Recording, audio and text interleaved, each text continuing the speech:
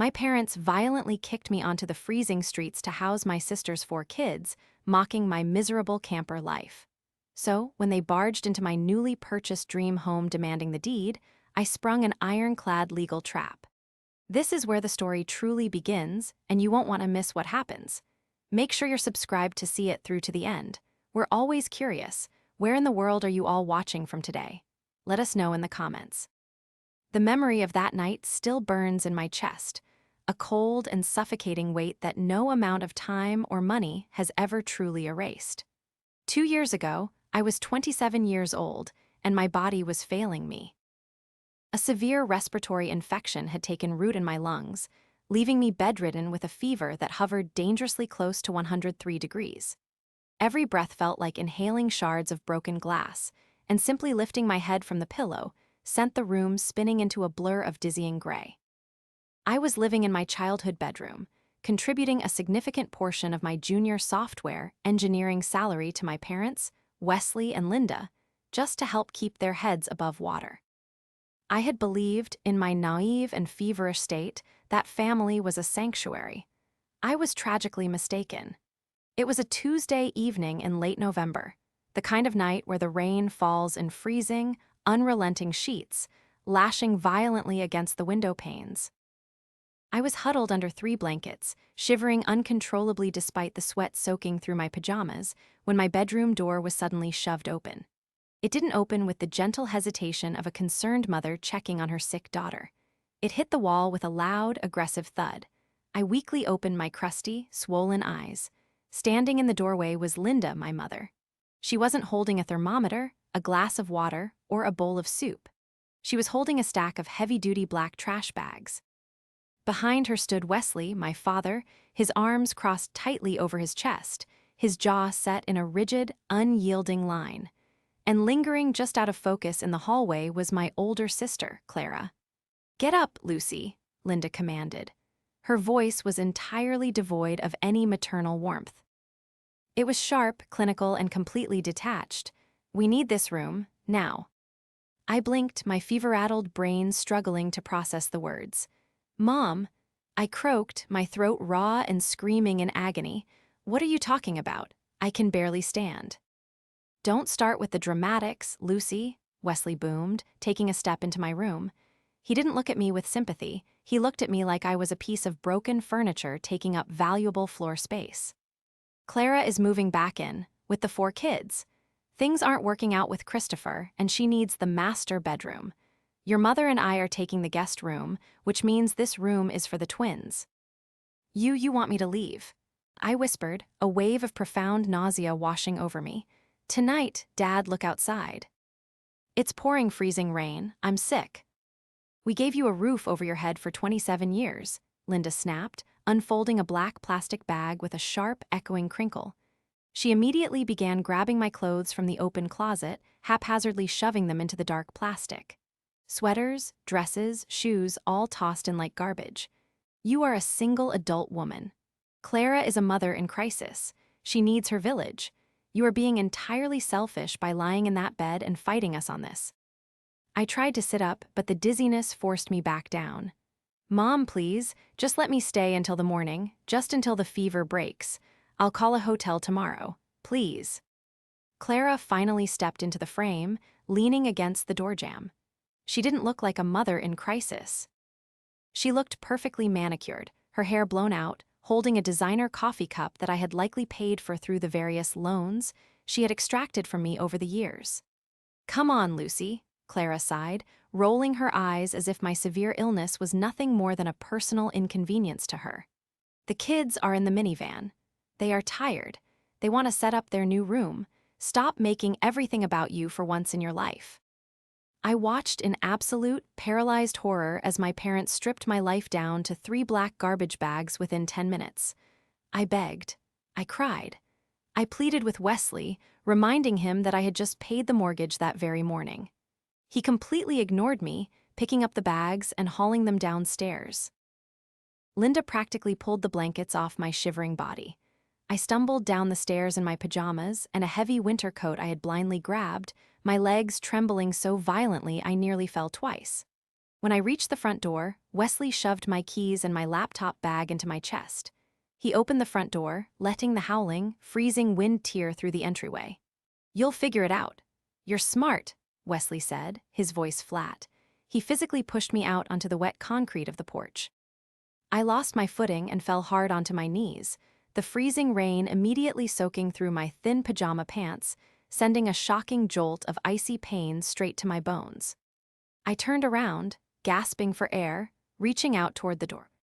The betrayal was worse than the diagnosis itself, for the cold of the storm outside was nothing compared to the ice in my mother's eyes as she locked the door. The immediate aftermath was a blur of pure survival instinct and devastating physical agony. I spent that first night sleeping in the driver's seat of my rusted 10-year-old sedan, parked under the harsh fluorescent lights of a 24-hour supercenter. My fever raged, causing terrifying hallucinations in the cramped, freezing car. I woke up the next morning coughing up dark phlegm, utterly alone, with nothing but a few garbage bags of clothes and my work laptop. I had about $3,000 to my name in a checking account, the rest of my recent paychecks having gone directly into Wesley and Linda's bank accounts to cover their supposedly past due property taxes. Desperation drove me to the absolute bottom of the local classifieds. I couldn't qualify for an apartment lease quickly enough without a massive deposit, and hotels would drain my meager funds within a week. That was how I found the camper. It was a 1998 travel trailer sitting in a muddy lot on the outskirts of town, advertised for exactly $1,000 cash. The moment I stepped inside, the smell of damp rot, old tires, and stale cigarette smoke hit me like a physical blow. The linoleum floor was curling at the edges, the tiny propane heater was severely rusted, and the roof had a visible sag in the center. But it had a locking door, a tiny desk, and a place to lay a mattress. I handed over the cash, towed it to a cheap RV park with a shaky Wi-Fi connection, and collapsed onto the thin, mildew-scented cushions. For the next 6 months, that $1,000 camper was my entire universe.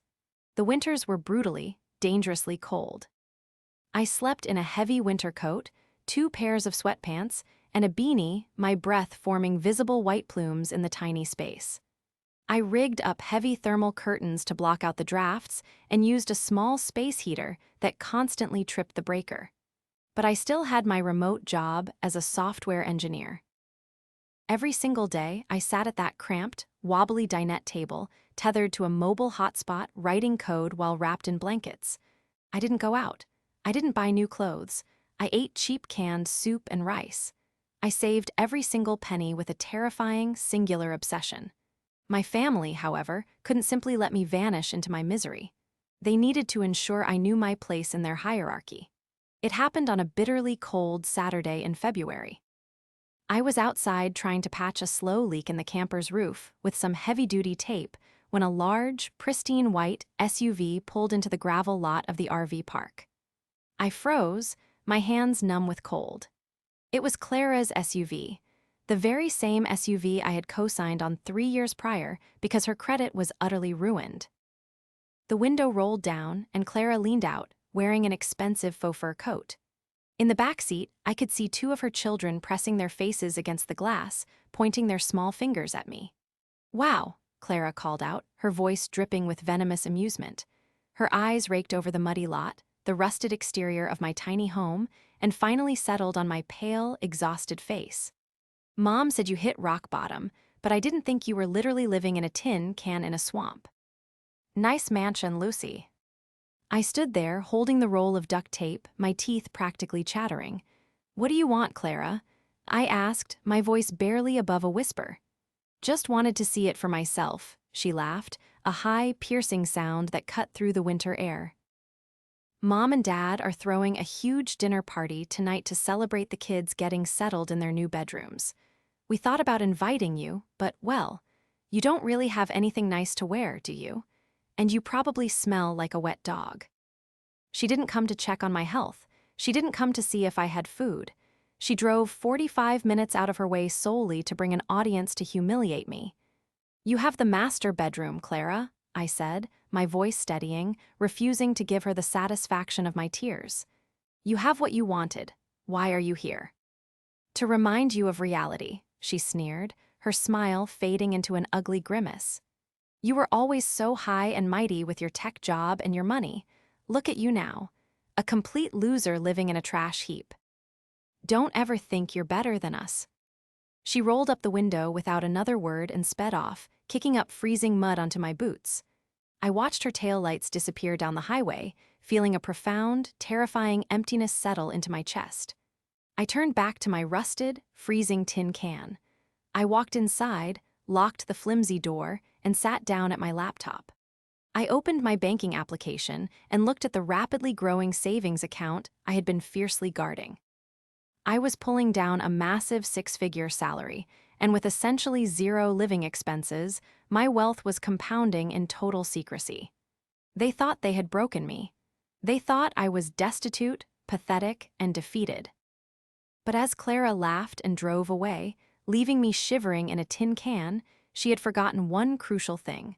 I was the one who had funded their lavish lifestyles for years, and now all of that financial power belonged solely to me.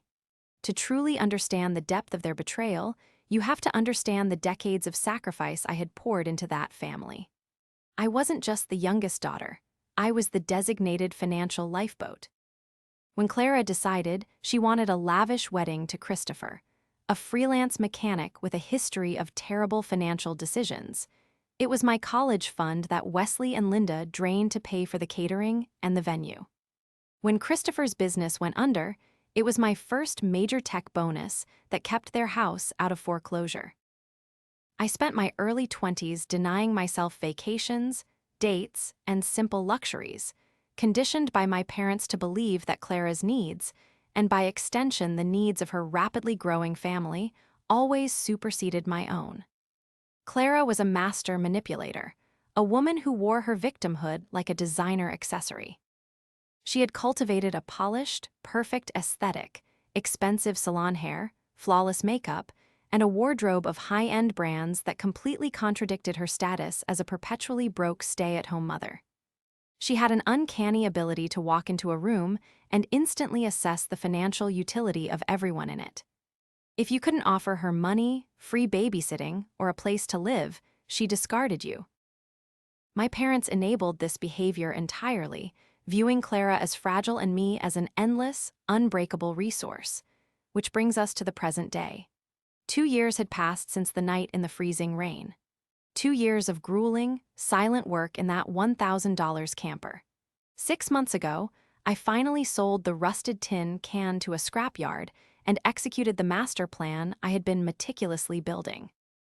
Through a massive accumulation of stock options, relentless saving, and several lucrative promotions, I had purchased a stunning, sprawling 4-bedroom house on 3 acres of private woodland. It was modern, bathed in natural light, with floor-to-ceiling windows, a state-of-the-art kitchen, and a massive wraparound deck. It was a fortress of peace. It was my sanctuary. I never told my family. I had blocked their numbers and cut all contact the day I left the RV park. I was finally happy, healthy, and safe, until Tuesday afternoon. I was sitting in my expansive home office, sipping herbal tea and reviewing some code on my ultra-wide monitors when the chime of my high-end security gate rang through the house. I frowned. I wasn't expecting any deliveries. I pulled up the live feed on my tablet. My blood ran completely cold, the heavy mug slipping from my fingers and shattering on the hardwood floor. Sitting at my private security gate, repeatedly pressing the call button with aggressive impatience, was Clara's pristine white SUV. Behind her, parked carelessly on the edge of the road, was Wesley's truck. Panic seized my throat. How did they find me? I had purchased the property under an LLC specifically to keep my name off public property records. I had forwarded my mail to a private PO box. Yet, somehow, they had hunted me down. Before I could even process the breach in my security, the gate, which I had left open slightly for the landscaping crew earlier, began to slowly retract. They had pushed the manual override on the outer keypad. I stood up, my heart hammering violently against my ribs as I watched the vehicles barrel up my long, winding driveway. They parked haphazardly on the immaculate cobblestone driveway. I watched through the front window as doors slammed open. Wesley stepped out first, looking older but just as arrogant. Linda followed, carrying a large tote bag. Finally, Clara emerged.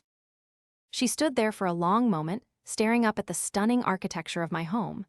Even from 50 feet away, I could see the immediate calculation in her eyes. She wasn't looking at my home with pride for her sister. She was assessing the square footage, the expensive landscaping, and the sheer value of the asset. She looked like a predator who had just stumbled upon a feast. The heavy, custom-made oak front door shuddered violently as fists began pounding against the wood. "Lucy, open this door right now." Wesley's voice bellowed, loud and demanding, shattering the peace I had fought so hard to build. I took a deep, shuddering breath, forcing the terror down, and unlocked the deadbolt. I pulled the heavy oak door open. Clara immediately pushed past me without a word of greeting, bringing the scent of heavy perfume into my pristine entryway. She didn't hug me. She didn't apologize for 2 years ago. She simply spun around in the foyer, gazing at the vaulted ceilings and the sweeping staircase. "Wow," Clara breathed, her eyes wide with undisguised greed. She turned back to me, a sickeningly sweet, entirely fake smile stretching across her face. "Mom said you had crawled out of that embarrassing little trailer, but I had no idea. This is absolutely perfect, Lucy. The twins can take the bedrooms upstairs, and the baby's nursery can go down the hall. We're moving in on Friday." For a long, suffocating moment, the only sound in the grand foyer was the rhythmic ticking of the antique grandfather clock in the hallway. I simply stared at Clara, my brain struggling to comprehend the sheer, unadulterated audacity of her statement. She was completely serious. She was looking around my home, pointing out where she intended to place her furniture, as if I were merely a real estate agent giving her a tour of a property she had already purchased. "Moving in," I repeated, my voice dangerously soft, barely more than a whisper. The terror that had gripped me moments ago instantly evaporated, replaced by a cold, crystalline anger that sharpened my senses to a razor's edge.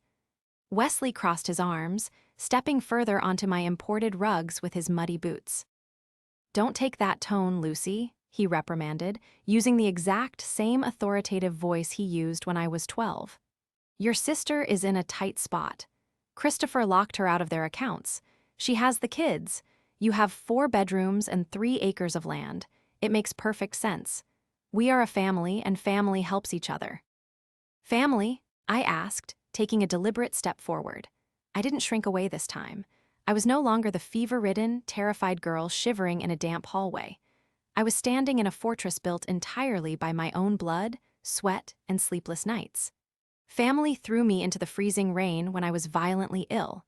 Family left me to rot in a rusted, mold-infested camper for 2 freezing winters while you threw lavish dinner parties. You are not my family. You are trespassers." Linda gasped, clutching her designer tote bag to her chest in mock horror.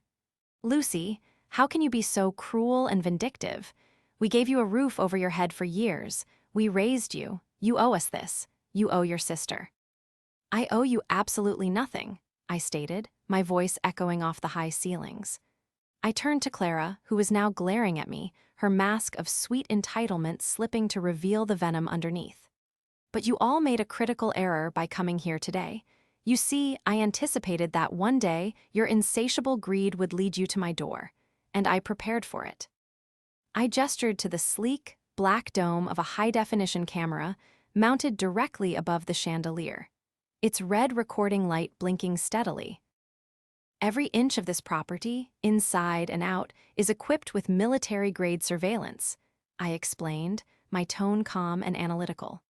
"Audio and video. Furthermore, my name is not on the deed to this property. It is owned by an LLC, which is protected by an ironclad, irrevocable trust managed by one of the most aggressive property law firms in the state. I don't technically own this house on paper, which means even if you tried to sue me for family support, you would hit a brick wall of corporate litigation. You cannot touch this house. You cannot touch me." Clara's jaw dropped, her eyes darting toward the camera and then back to me. You put a house in a trust, to hide it from your own flesh and blood." I protected my assets from parasites. I corrected her without blinking. Now, you have exactly 30 seconds to get off my property before I trigger the silent alarm that connects directly to the county sheriff's department. Trespassing on a private, gated estate carries a hefty fine, Clara, and I highly doubt you can afford it right now. Wesley puffed up his chest, his face turning a dangerous shade of purple. You wouldn't dare call the cops on your own father. I reached into my pocket, pulled out my phone, and held my thumb over the digital panic button on my security app. 20 seconds. The silence was deafening. They stared at me, waiting for me to break, waiting for the obedient, submissive daughter to return. But she was dead. She died in a camper 2 years ago. Fine, Clara spat, turning on her heel. You want to play hardball. We'll see about that, you selfish little brat. This isn't over. They stormed out, the heavy oak door slamming shut behind them. I immediately locked the deadbolt, engaged the secondary reinforced locks, and walked straight to my office. My hands were shaking, not from fear, but from adrenaline. I sat down at my desk, booted up my primary workstation, and began my investigation. If Clara was desperate enough to try and commandeer my home, the situation with Christopher was far worse than simply not working out. I used my extensive knowledge of public databases, court dockets, and digital footprints to start digging into Clara and Christopher's lives. It took me less than 4 hours to uncover the shocking truth. Christopher hadn't just locked her out of their accounts. He had filed for an emergency divorce and full custody of the children. Why? Because Clara had secretly opened over a dozen credit cards in his name, maxed them out on luxury goods, and completely drained their children's college funds to invest in a highly suspicious multi-level marketing scheme that had just collapsed. She was tens of thousands of dollars in debt, and Christopher had compiled an airtight case of financial fraud against her. She wasn't looking for a place to stay. She was looking for an asset to liquidate or leverage to save herself from complete ruin. They returned the very next morning, exactly as I had predicted. I was monitoring the perimeter cameras while drinking my morning coffee when the alerts started chiming. This time, Clara and Linda had arrived in a rented moving truck. They literally parked it directly against my front gate, blocking the entrance completely. Through the high-definition feed, I watched in utter disbelief as Clara and my mother stepped out of the truck and began unloading heavy cardboard boxes right onto the cobblestones outside my property line.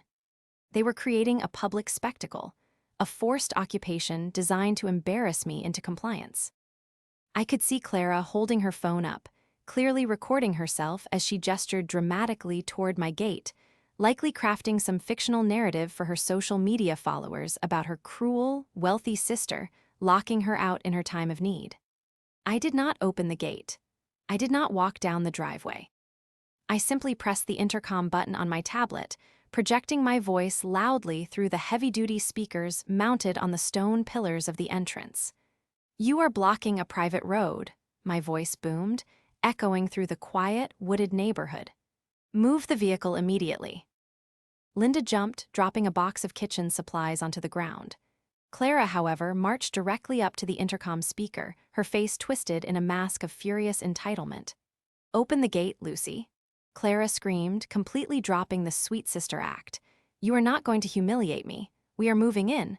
I have nowhere else to go, and you are living in a mansion by yourself. It's completely unnatural. Mom and Dad agree that this house should be family property." "Your housing crisis is not my responsibility," I replied evenly, my voice devoid of any emotion. I was perfectly safe behind my walls, watching her unravel on a high-definition screen. "But since you want to broadcast your situation, let's talk about the real reason you are standing in my driveway. Let's talk about Christopher." Clara froze, the frantic, aggressive energy suddenly drained from her posture. She looked around nervously, her eyes wide. What about him?" "I know everything, Clara," I stated, making sure my voice carried clearly over the intercom so Linda could hear every single word. "I know about the emergency divorce filings in the county court. I know about the $75,000 in secret credit card debt you accrued in his name. I know that you drained your own children's college funds to buy into a fraudulent pyramid scheme. You aren't just looking for a bedroom. You are running from the massive legal and financial consequences of your own deceit.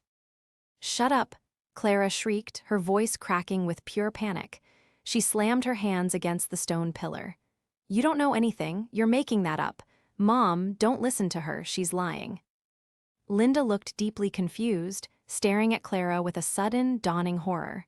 Clara, what is she talking about? You said Christopher just had a midlife crisis. She's lying to you, Mom, I continued, pressing my advantage. She is facing potential fraud charges, and she thought she could bully me into signing over this house so she could use it as collateral for her debts. She is trying to steal my home to pay for her crimes. Clara's face turned violently red. The polished, perfect facade completely shattered, revealing the desperate, cornered antagonist underneath. She pointed a trembling finger at the camera. I will destroy you, Lucy. I will go to a lawyer. I'll tell them you are mentally unstable and incapable of managing your assets. I have power of attorney over Mom and Dad, and I will have them testify that you owe us every penny of this property. You are nothing without this family. It was a poorly executed, pathetic threat, a bluff born of pure desperation. You have no legal standing, no money, and no credibility, I countered calmly. And I have you entirely on camera threatening to file false legal claims against me to steal my property. I am sending this footage to my lawyer immediately. If you do not move that truck in the next 60 seconds, the police will be called, and I will press charges for harassment and trespassing. Clara let out a primal scream of frustration, a sound so ugly and raw it made my skin crawl. She grabbed Linda by the arm, dragging her towards the rented truck.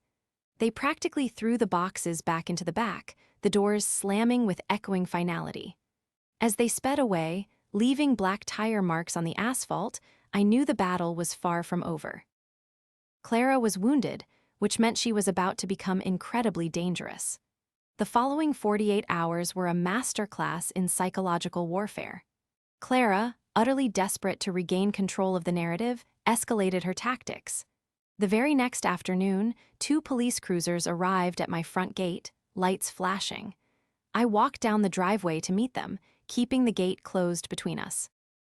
The lead officer informed me that they had received a frantic call from my sister requesting an emergency wellness check. Clara had explicitly told dispatch that I was severely mentally ill, off my medication, and was holding myself hostage in a house that she legally co-owned. I didn't panic. I didn't raise my voice.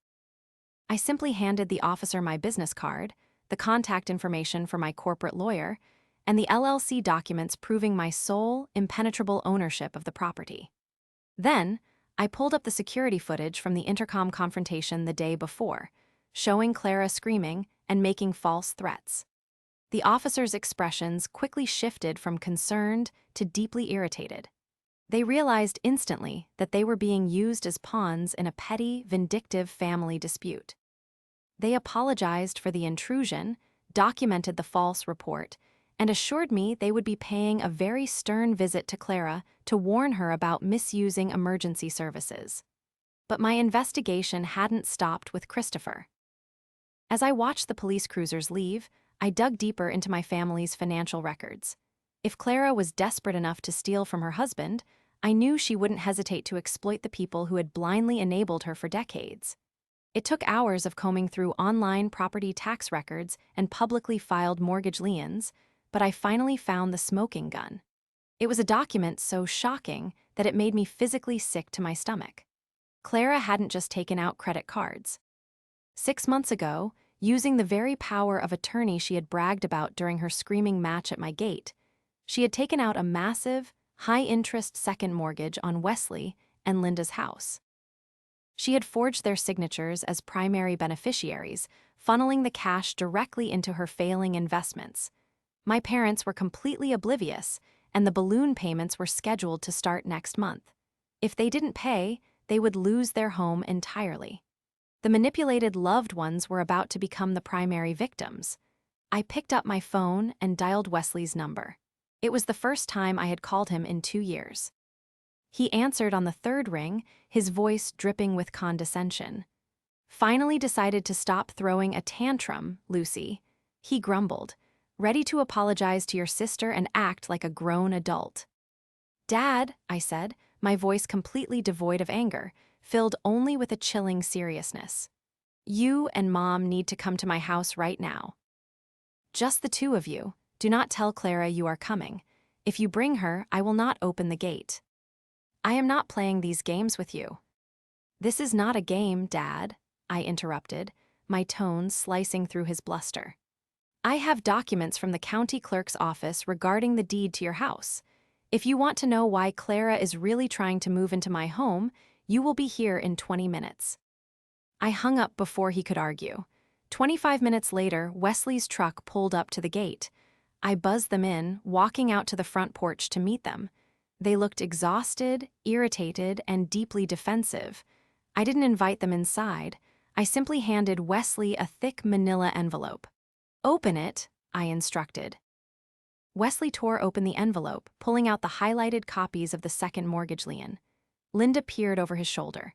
I watched in absolute silence as their eyes scanned the dense legal jargon, tracing the massive six-figure loan amount, and finally landing on the forged signatures at the bottom of the page. What is this?" Wesley stammered, the color completely draining from his face. His hands began to shake violently. "This says we took out a loan against the house. We didn't do this. We paid off our mortgage 5 years ago."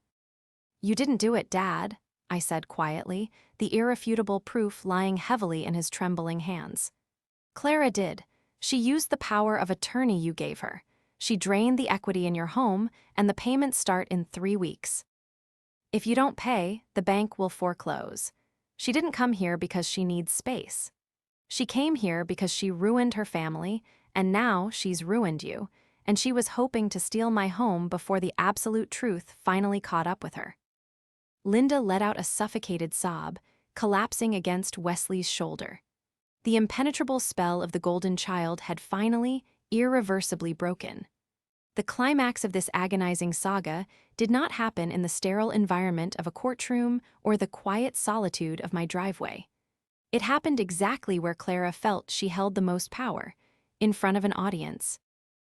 Still entirely unaware that Wesley and Linda had seen the forged mortgage documents, Clara orchestrated what she called an emergency family unity dinner at a highly exclusive, upscale Italian restaurant downtown. She had invited our extended family, aunts, uncles, and several cousins who had historically bought into her flawless victim narrative. Her goal was incredibly transparent. She intended to use the pressure of a public setting and the judgment of our extended relatives to corner me into signing away my home or offering a massive financial settlement to save her from her impending divorce. She had no idea she was walking directly into a trap that her own parents had helped me set. When I arrived at the restaurant, the private dining room was already buzzing with the low, tense murmurs of my extended family. The long mahogany table was set with pristine white tablecloths, sparkling crystal water glasses, and heavy silverware. Clara sat at the very head of the table, wearing a completely unearned expression of sorrowful martyrdom, dabbing at her dry eyes with a linen napkin. Wesley and Linda sat quietly to her right, their faces pale, their eyes fixed firmly on their empty plates. As I walked into the room, the conversation immediately died. The silence was heavy, suffocating, and dripping with collective judgment. My Aunt Patricia, a woman who had always favored Clara, glared at me over the rim of her wine glass. "I'm so glad you decided to show up, Lucy," Clara announced, her voice trembling with perfectly rehearsed emotion. She stood up, commanding the attention of the entire room. "We are all here today because family is the most important thing in the world. As you all know, I am going through a terrible, unforeseen hardship. Christopher has abandoned us. My children are suffering. And yet, my own sister, who lives alone in a massive, empty estate, has slammed her gates in my face and refused to offer even the smallest ounce of grace." A collective murmur of disapproval rippled through the aunts and uncles. I did not flinch. I did not raise my voice. I walked calmly to the opposite end of the long table, carrying a sleek, leather-bound portfolio. I placed it on the mahogany surface and unzipped it with a loud, deliberate sound that cut through the tension. "I appreciate you bringing everyone together, Clara," I began, my voice perfectly steady, projecting clearly to every corner of the private room. "Because transparency is incredibly important when dealing with family matters. You've told everyone here that Christopher abandoned you. You've told them that you are the victim of unforeseen hardship. But that is a complete, categorical lie." "How dare you?" Clara shrieked, slamming her hands on the table. "You selfish, ungrateful." "I have the emergency divorce filings right here," I continued smoothly, pulling a thick stack of stapled papers from the portfolio and sliding them down the center of the table. "Christopher filed for full custody because you secretly opened 14 credit cards in his name, accumulating over $75,000 in debt to fund a fraudulent pyramid scheme. You also completely drained the college funds he set up for the twins." The room erupted into shocked gasps. Aunt Patricia's jaw dropped, her wine glass hovering midway to the table. Clara's face drained of all color, her meticulously crafted facade cracking into a mask of pure terror. "That's a lie." Clara screamed, her voice cracking frantically. "Those are fake. She printed those out to ruin me. Mom, Dad, tell them she's crazy." She looked desperately at Wesley and Linda, expecting them to rush to her defense, to enable her just as they had done for 33 years. But they didn't move. "And while we are discussing financial fraud," I stated, pulling out a second, brightly highlighted document, "let's talk about the real reason you are so desperately trying to steal my home. Because your money is completely gone and your crimes are catching up to you." I held up the second mortgage lien, making sure the forged signatures were visible.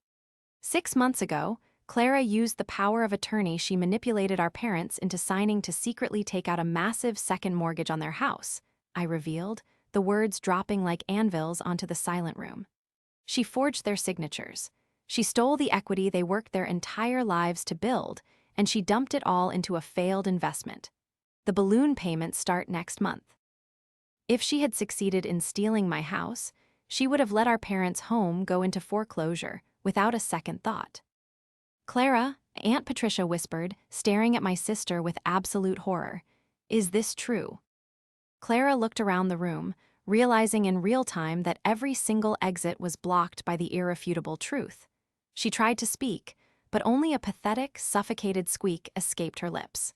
Then, Wesley stood up. He didn't look like the angry, arrogant man who had thrown me into the freezing rain 2 years ago. He looked like a father whose heart had been entirely shattered. He reached into his suit jacket and pulled out a notarized legal document. "It is entirely true," Wesley said, his voice thick with devastating sorrow and a newfound, righteous anger. He looked directly at Clara, his eyes blazing. "You stole from your husband, you stole from your children, and you stole the roof right from over our heads. We gave you everything, and you nearly destroyed us." Wesley threw the document onto the table in front of Clara. "This is the immediate revocation of your power of attorney," Wesley announced, his voice booming with absolute authority, reclaiming his role as the protector of the family. But this time, he was protecting himself and me. "I spent the morning at the bank and the police station. We have filed formal fraud and forgery charges against you. You are to leave this restaurant right now, Clara. Do not ever come to our house again. Do not ever speak to your sister again.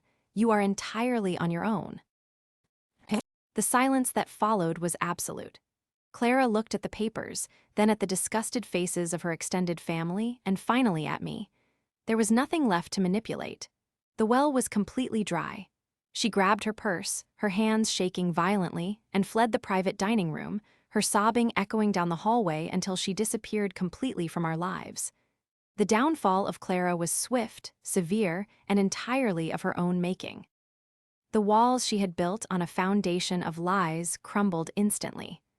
Christopher was granted full custody of the children and was legally absolved of the fraudulent debt she had accrued in his name.